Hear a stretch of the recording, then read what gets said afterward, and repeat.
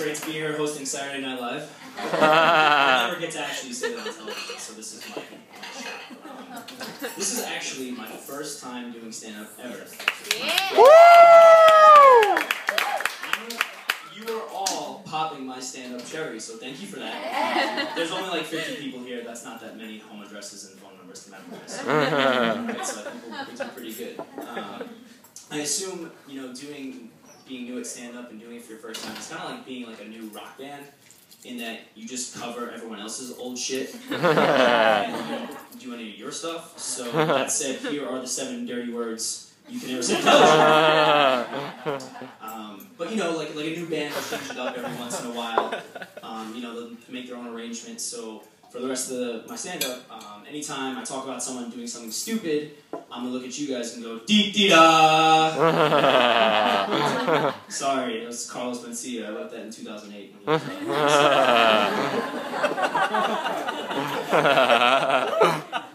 I asked no one about what I should do for stand-up, and no one told me to talk about yourself. So I'm going to talk about myself right now. I just graduated college, which is awesome. You know, I always wanted to do stand-up. Of course, I also always wanted to get a job out of college, and, you know, 1 out of 2 ain't bad. But when I was in college, I had a professor, my humanities professor, who had a hobby that was weird.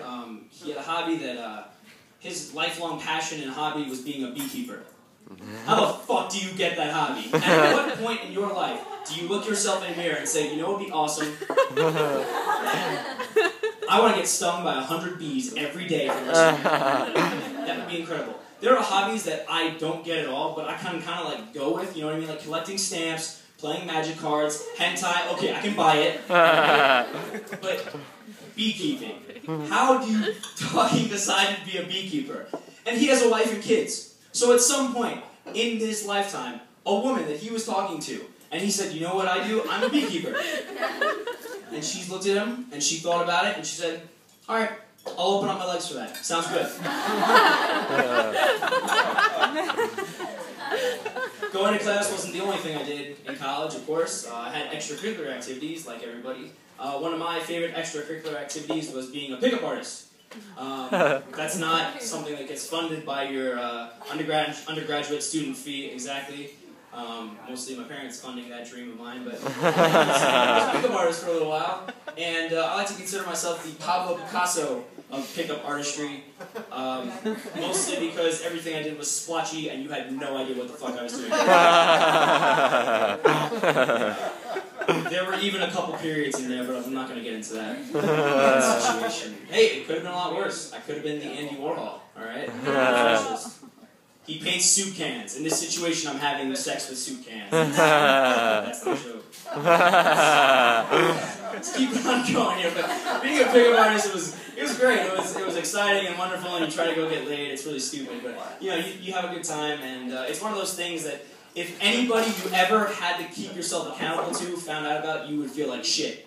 And I know this because my parents found out I was being a pickup artist at school, and that felt like fucking stupid. I'll never forget. It was the beginning of sophomore year, and 2 girls that I either totally forgot about or have never met ran up to me, and they're screaming at me, Toro, Toro, I can't wait to party with you again. We're going to have such wild times, just like last year. And they quickly run away. And my dad made me feel like I am 2 feet fucking tall, man. He just grilled me and looked at me and he's like, what did they call you? They called me Toro, Dad. Why did they call you Toro? It's my pickup artist name. Why are they calling you Toro as your pickup artist name? It's because when girls have sex with me, they ride me like a bull. And they scream Toro in bed. And I'll never forget the response of a man who just paid $25,000 for me to go away. He's like, you're going to go to class, right? I'm like, yeah, I'm going to go to class, so everything will work out okay. So being a pickup artist was kind of fun. It had its ups and downs and some really horrible times. But aside from that, my friend wanted me to try online dating for some reason. He thought it would be good for me. I don't have like dating problems. I guess I do, but you know, he said, do online dating. You'll love it. And online dating was great because I learned what my absolute lowest standards are for women. I learned the rock bottom. I learned where I will not go. I will never forget one particular date where I went out with a girl from South Jersey, and she was great. She was a redneck, but she was great. And you know, she was cute. We were hitting it off. We were having some laughs, having a good time. And in the back, there was karaoke going on. Billy Joel's Piano Man was playing. It was awesome. And so I look at her and I go, "Yeah, this is a great song." She's like, "I know, right?" And I'm like, "Yeah, Billy Joel, he's the man." She's like, "Yeah, whatever." And I'm like, "Piano Man by Billy Joel, he's great. What else do you like by him?" And she's like, "Who's that?" And I'm like, "What? Who's that guy you were talking about?" "You mean Billy Joel?" Yeah, who's that?" "Are you fucking kidding me?" I didn't say that. So I'm overcome with emotion because who the fuck doesn't know who Billy Joel is? So I don't know, I get very emotional, so I got a little angry and like a little upset, but I kind of composed myself, and I will never forget what I said next to her. I'm not going to censor myself. I'm not going to hold back with you guys. I trust you all. Alright? I got a little bit closer to her, and I looked in her eyes. "Check, please." That's my bottom line, man. If you need to have a pulse, and you need to know who the fuck Billy Joel is. Honestly, alright, having a vagina too, but I don't want to get picky.